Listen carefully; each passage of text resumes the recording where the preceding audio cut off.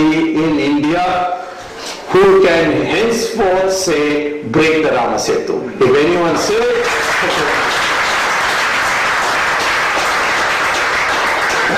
the second illegality in the project is that any project which is more than 5 crores, which involves something to do with the coastal area, ocean, has to get the NOC of the state government of that area.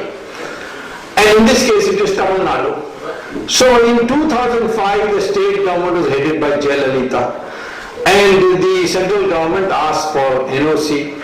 Jayalalitha then appointed a committee to go into the question whether NOC should be given. She appointed a former head of the National Institute of Ocean Technology, Mr. Ravindran, to examine. He came out with a fact report saying that this environmental report which the government is using is totally flawed, the data are bogus, and the following additional investigation must be done and a report must be given. Then only NOC to be given or not given is to be considered. So they flatly refused to give the NOC. But despite that, the government disregarded that and went and inaugurated the project. So in fact, the Prime Minister and Sonia Gandhi and Karnanidhi committed a crime under the law, because it's a violation of the environmental law. There's a punishment there also, and by going and inaugurating this project. So there is no NOC, and therefore the project is illegal.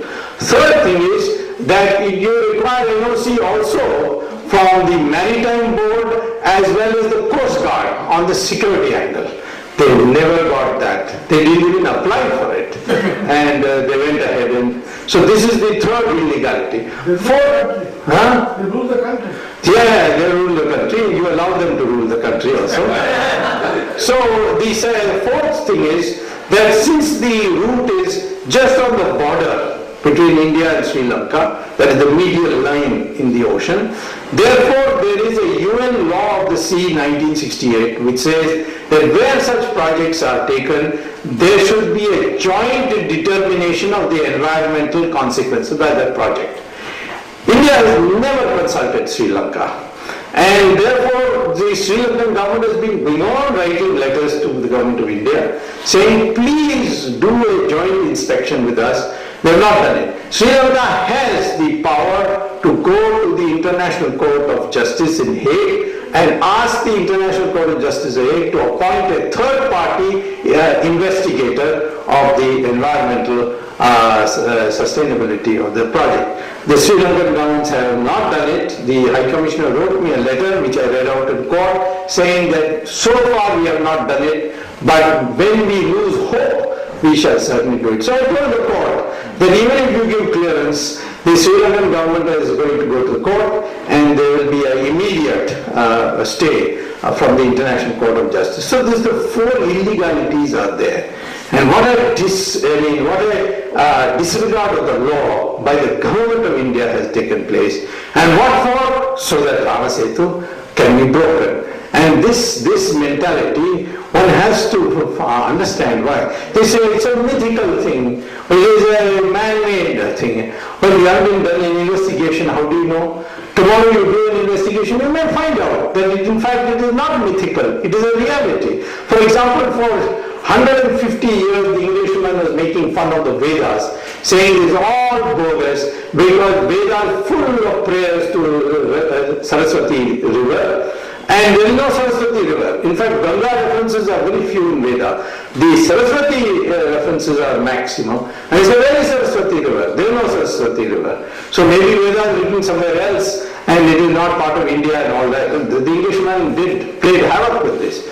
But in 1982, when Professor Yashpal was the head of the space agency, they used the satellite and discovered that the Saraswati river does exist. And it is under the ground now.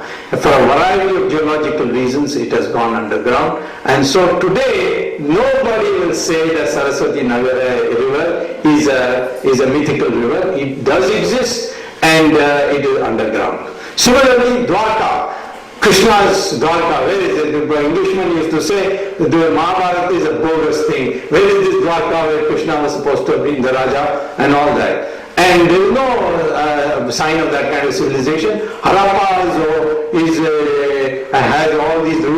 and see where is the Dwarka. After all, Krishna was 3000 BC, and around the same time or a little after the Harappa Mohenjo-daro, and where is the remains of Dwarka.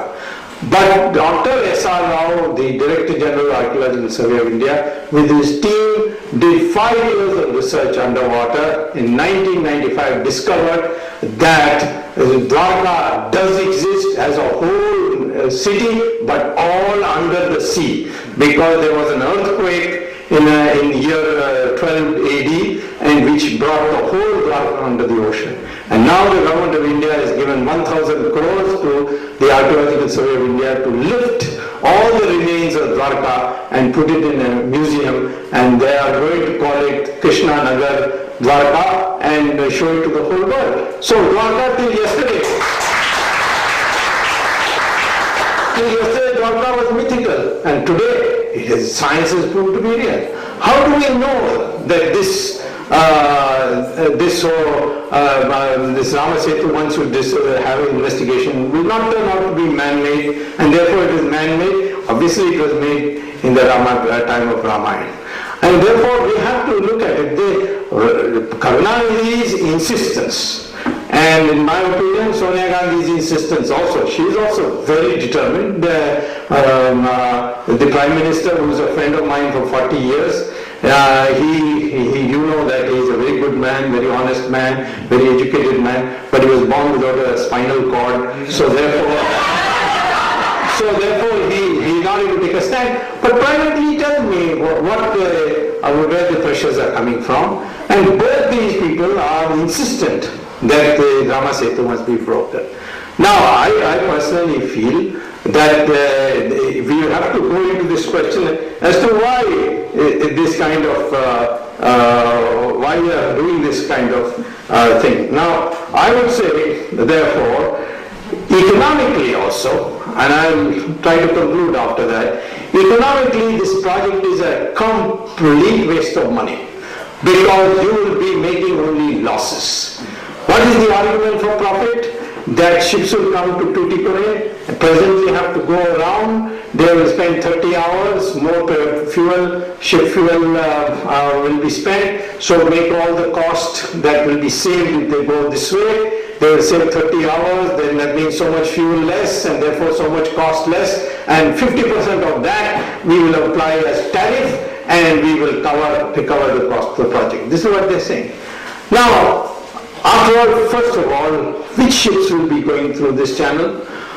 Only ships with less than 30,000 deadweight tonnage weight.